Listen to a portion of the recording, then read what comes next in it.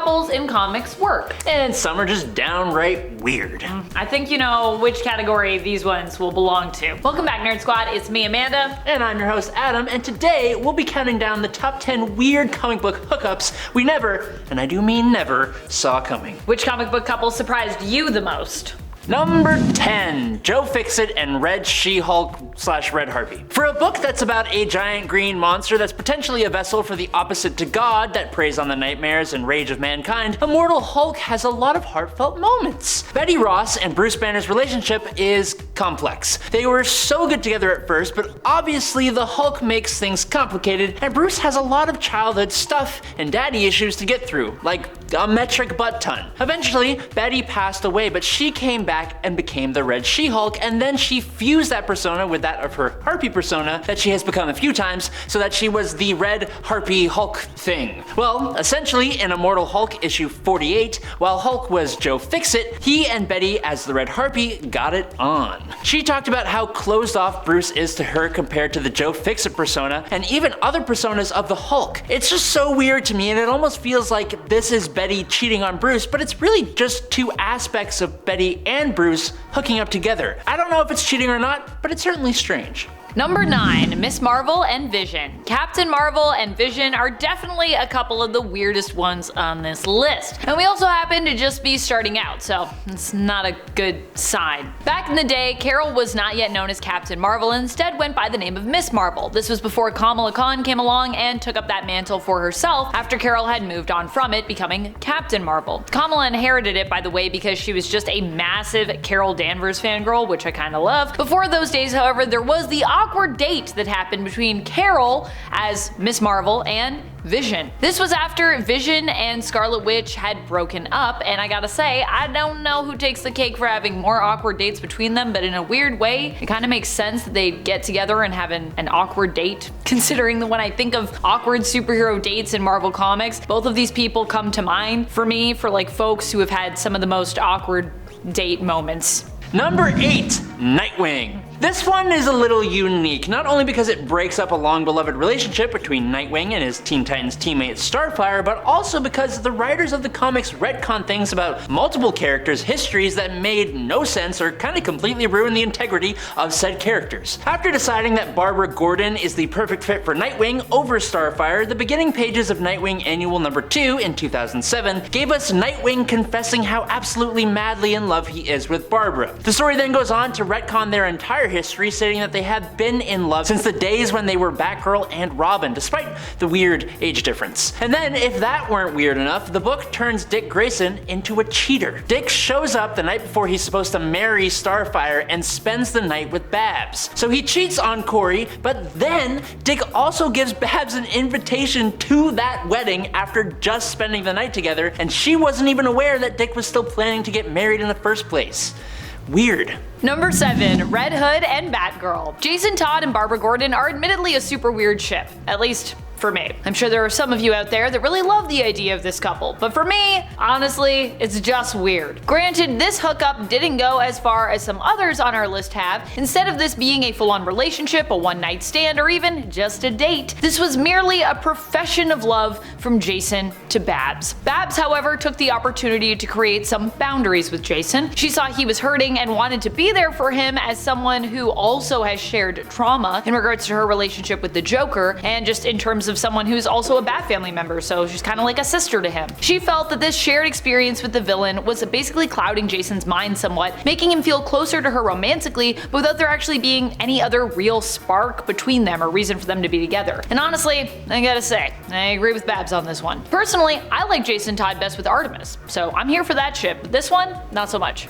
Number 6, Human Torch and Victorious. Okay, so when Dr. Doom was looking for a wifey to become Queen of Latveria and help him rule, he chose Victorious, his most loyal follower and herald. She obviously and gladly said yes, but unbeknownst to Dr. Doom, the night before that happened, Victorious and Johnny Storm, aka the Human Torch, defended Latveria's treasures together and somehow found themselves hooking up after two of Johnny's other hookups, Elijah and his galactic soulmate Sky, who also shares a psychic connection with the Human Torch, both just flew away. So the last person you'd expect Johnny Storm to get with is who he gets with. No one said Johnny Storm was the brightest of the Fantastic Four, so of course Johnny still goes to the wedding between Dr. Doom and Victorious, just hooked up with in Fantastic Four Volume 6 issue 33. And he just causes problems, like sneaking out at night to try and see her. Victorious totally tells Doom about the entire encounter, but right in the middle of the wedding ceremony, and Dr. Doom,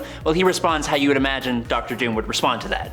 Badly. Number 5, Supergirl and Comet. Supergirl and Comet is definitely a weird one. While they really only had a brief potential romance, not even a full-on romance, Comet was Supergirl's magical horse. So yeah, I think you can see why this one is weird. I don't know if I really need to justify the awkwardness of this one. Now that being said though, Comet wasn't always a horse. He was accidentally transformed into one. He was actually originally a centaur. I guess that's not that much better, but he was actually going to be turned into a full human. But instead of being turned into a full human, he was accidentally turned into a full horse, which I guess is an easy error to make when you have a centaur. However, when a certain comet flew overhead, he would basically get to be human for a day, which is how he was able to romance Supergirl, albeit, admittedly, quite briefly. Number 4, Miss Marvel and Marcus. In Avengers 197 from 1980, Carol Danvers, back when she was Miss Marvel, discovers that she is pregnant. She doesn't remember how it happened, and that sweet little baby is growing quick. Not 3 issues later, in Avengers 200, Carol pops the little sucker out within days of even finding out that she was pregnant, and all the Avengers are like weirdly excited about it, as if it's not the weirdest thing that just happened, and they treat Carol like she's the unreasonable one for not being excited. The baby, who has been named Marcus, grows up into adulthood in basically hours and reveals that he is actually the son of Immortus, the ruler of Limbo and one of the different incarnations of Kang the Conqueror. Immortus had Marcus with a woman he had apparently plucked out of the time stream, but Marcus was trapped in Limbo until he could be born on Earth. So, Marcus had brought Danvers to Limbo, romanced her with a combination of charm and quote, subtle manipulation from Immortus's machines, and he got Miss Marvel pregnant so that he could be born on Earth as her child. Number 3, Kraven and Queen Goblin. I mean, it's hard to top that last one, but we're gonna try. What is even happening here? Okay, I'm gonna be honest. I did think Queen Goblin was an interesting character when she first appeared in the comics. She was originally the therapist Ashley Kafka, or at least a clone of the original Ashley Kafka. With her work, she attempted to help Ben Reilly during his time and her time working for Beyond as his therapist, back when he was Spider-Man during the whole Beyond story arc in the Spider-Man comic. However, eventually the Beyond Corporation would be revealed as being, surprise, evil, and they would turn Kafka into a villain herself, with her becoming Queen Goblin. Not to be confused with the Goblin Queen, totally different character. And yet this change also resulted in her getting a new villainous beau as well, partnering up with Kraven, or at least, once again, a clone of Kraven, who took the place of his original as his pseudo-son. That's comics for you.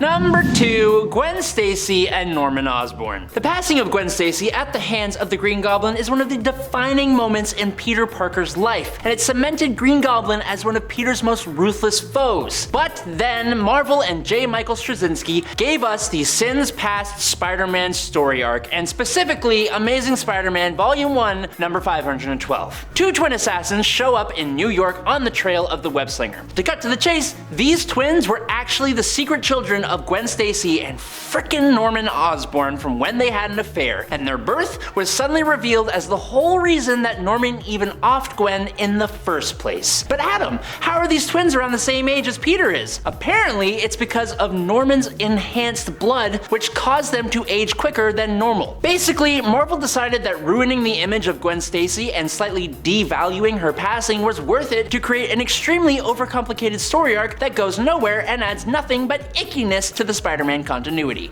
Gross.